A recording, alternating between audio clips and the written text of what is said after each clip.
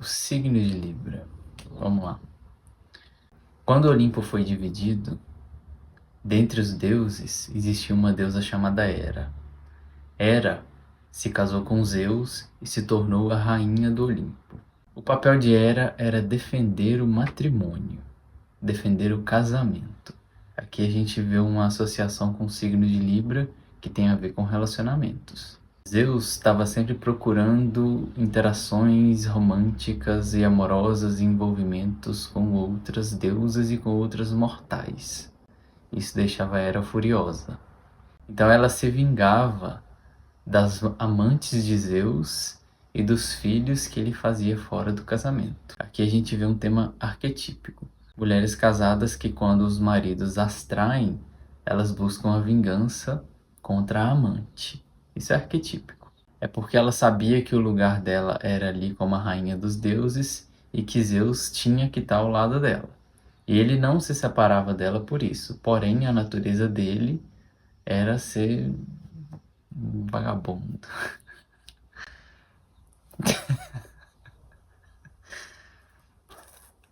Enfim. Não era pra eu ter falado dessa palavra, mas tá bom. E aí, esse era o papel de Hera. Defendia o matrimônio a todo custo. Então, aqui a gente vê Hera como a regente do casamento. Para os romanos, ela era conhecida como Juno, também a deusa dos casamentos, do matrimônio. O que significa um matrimônio, né? Quando duas pessoas se unem e assinam um contrato de parceria uma com a outra. Aqui a gente entende o matrimônio como um símbolo de Libra, o elemento ar, porque as pessoas estão escolhendo racionalmente essa união. Porém, os matrimônios que a gente vê em grande maioria trazem muita bagagem emocional, muitas questões mal resolvidas do passado com os pais, com a família, questões que deveriam ser tratadas antes das duas pessoas de fato se unirem. Porém, na prática, a gente não vê exatamente dessa forma. E aí aqui eu quero falar sobre um tema polêmico que é a traição. Se uma pessoa vai lá e fica com outra, se relaciona com outra, estando dentro de um casamento, a gente configura como uma traição. Mas vamos entender melhor isso. Por que isso acontece? Claro que os motivos que levam a isso acontecer são diversos, né? Mas acaba sendo uma questão praticamente arquetípica também. O que eu quero dizer com isso? Que é praticamente inerente ao ser humano a traição. Olha só. Mas por que isso acontece? Vamos entender. Se uma pessoa trai a outra, ela está indo em direção à fidelidade consigo mesma. Vamos entender dessa forma. É como se essa pessoa precisasse se envolver com partes, com outras pessoas que, a nível evolutivo, para ela são indispensáveis. Então, se a pessoa se fecha num relacionamento, ela de alguma forma vai estar abrindo mão de certas outras liberdades na vida dela, se o relacionamento for feito a partir de um acordo sério entre ambas as partes. Mas vejam só, a regente de Libra é Vênus, não Hera. Hera é a deusa que protege os matrimônios, certo? Porém, quando a gente vai entender os arquétipos do zodíaco, a gente precisa entender a regência de todos os signos. Quando a gente vai interpretar Vênus, a gente precisa entender que ela é uma deusa fiel apenas a si mesma. Ou seja, ela tem contato com o próprio corpo, ela sabe quem ela é, ela tem o alto valor e as relações que ela vive são por escolha, jamais por aprisionamento. Ela não vai querer se aprisionar a ninguém.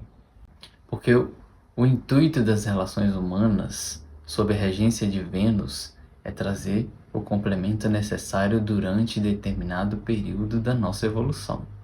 Portanto, alguns casamentos, grande parte, acabam sendo mais aprisionadores do que complementares. Inicialmente pode ser tudo maravilhoso, mas depois de um tempo, ele precisa ser visto e revisto. Eu não estou dizendo que os casamentos devam ser abolidos, jamais. Existe a necessidade deles acontecerem na nossa sociedade. Mas se as duas pessoas não evoluem dentro do relacionamento, quando a gente enxerga o relacionamento como uma terceira entidade, essa pessoa mais essa pessoa fazem o casamento, se ambos não crescem, a balança de Libra perde o equilíbrio. Então aquele relacionamento passa a não ter mais uma função evolutiva para ambas as partes, ou pelo menos para uma das partes, e ele se torna aprisionador. E tudo que Vênus menos aceita é se sentir prisioneira dentro de uma relação à mercê de uma outra pessoa. A gente está falando de Vênus como regente de Libra, e Vênus é uma deusa completamente livre. Ela é representante do amor e o amor deve ser livre. Porém, na prática, a gente sabe que não funciona tão perfeitamente assim. Por isso, o autoconhecimento deve ser constante. As relações interpessoais que a gente tem na nossa vida, não apenas o matrimônio, elas têm como função o autoconhecimento, nos ajudar a nos conhecer. Em Libra, a gente entende que o ser humano, quando se une, tem como propósito a evolução. Mais uma vez falando, a procriação também faz parte do ser humano, mas a gente não se une com outras pessoas simplesmente para poder procriar. Isso se trata mais de um âmbito voltado para o nosso lado mais animal, vamos colocar assim. Não que isso esteja errado, também faz parte. Mas as relações não devem se resumir à procriação.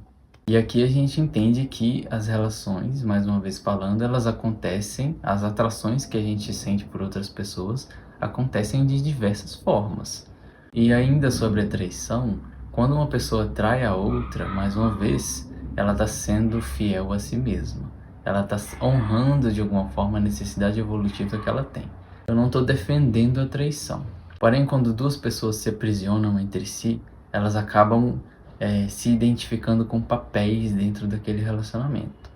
Só que isso uma hora se torna obsoleto, ultrapassado. Isso já não serve mais para aquela pessoa. E aí, naturalmente, existe o ímpeto de trair. O ímpeto de você seguir um impulso em defesa de si mesmo e acabando traindo aquela relação.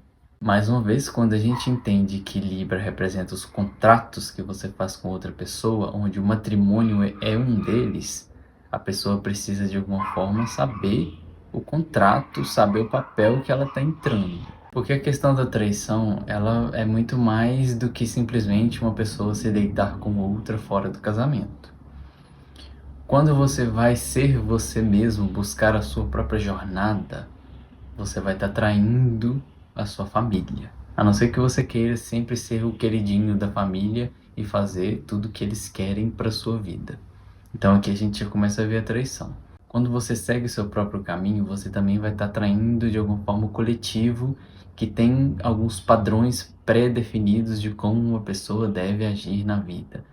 Fazer tal faculdade, trabalhar de tal forma, ser um bom menino, uma boa menina, um bom aluno e por aí vai. Padrões pré-definidos. Que num sentido evolutivo, levando em conta que o ser humano é único e que deve se expressar de maneira única, levando em conta que a gente tem acesso à fonte infinita do sagrado, não faz o menor sentido existir padrões de como tem que ser. Isso desde a nível individual quanto a nível relacional. Então, mais uma vez, para finalizar, o regente de Libra é Vênus e não Hera.